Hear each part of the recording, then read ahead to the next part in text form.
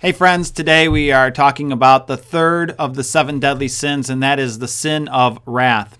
Now, wrath is a bit confusing because we oftentimes talk about the wrath of God. We know that God is love, but at the same time, God is a holy God. He is a righteous God. As Christians, we anticipate the day of judgment where God will show his wrath and will judge sin.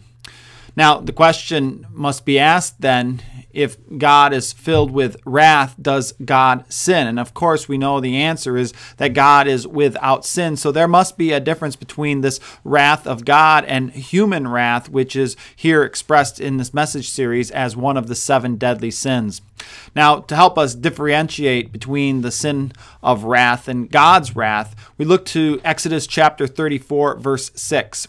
Here it says, "The Lord passed before Moses and proclaimed, the Lord, a God merciful and gracious, slow to anger and abounding in steadfast love and faithfulness, keeping steadfast love for thousands, forgiving iniquity and transgression and sin." So here's the difference. The difference is that God's wrath is also consistent with his love. The text says that he is slow to anger. And so the reason here is that God is slow to anger because he leads with love. We deserve nothing from God other than his wrath because we are sinful human beings. But rather than punishing us, God sends his son, Jesus Christ, and shows us his love through him. He offers us a way out. And the wrath of God is only directed at those who reject his love, which is shown in Jesus Christ. God's wrath is righteous indignation. And what I mean here is that his anger is directed at injustice. He absolutely hates suffering. When one human causes another human to suffer, that brings out his wrath. Part of being a loving God is to ensure that injustice does not persist, but is brought to an end. The other thing is that he is slow to anger and he is quick to forgive. He relents. He does not hold on to his wrath. The moment a person turns to Jesus for forgiveness, God's wrath melts away. The difference with human wrath is that human wrath is not consistent with love.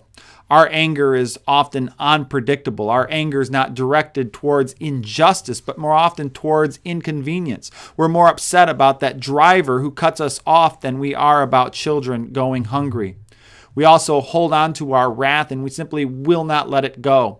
It's not reconciliation that we seek and forgiveness that we seek, but revenge. We want an eye for an eye, and it doesn't matter how much it's going to cost, and we will not settle for less. When we hold on to anger and resentment, it will darken our hearts, and nothing ever good comes from that.